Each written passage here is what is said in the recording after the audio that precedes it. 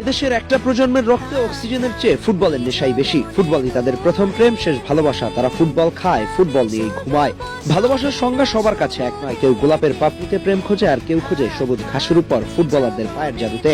আজ বিশ্ব ভালোবাসা দিবসে যখন চারপাশ লাল গোলাপ আর চকলেটের সয়লাভ, তখন আমাদের দেশের এক বিশাল তরুণ প্রজন্মের কাছে প্রথম প্রেম মানে কোনো রক্ত মাংসের মানুষ নয়, বরং ওই 450 গ্রামের চামড়ার তৈরি ফুটবল। এই তরুণ প্রজন্মের কাছে ফুটবল কেবল একটি খেলা নয়, এটি একটি জীবন দর্শন।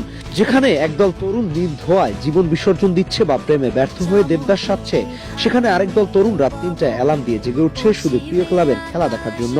তাদের কাছে ভ্যালেন্টাইন মানে দামি রেস্তোরাঁ নয়, বরং শীতের রাতে ল্যাপটপ বা মোবাইলের স্ক্রিনে ভেসে ওঠা সান্তিয়াগো বার্নাব্যু বা ক্যাম্প নুয়ের ঝলমলে আলো। কেন ফুটবলই তাদের প্রথম ভালোবাসা? এর পেছনে অবশ্য রয়েছে গভীর আবেগ ও প্রচন্ড ভালোবাসা। মানুষের ভালোবাসা বদলে যায়, প্রিয়জন ছেড়ে চলে যায়, কিন্তু একজন ফুটবল ভক্ত কখনোই তার ক্লাব বদলায় না। রিয়াল মাদ্রিদ, বার্সেলোনা কিংবা ম্যানচেস্টার ইউনাইটেড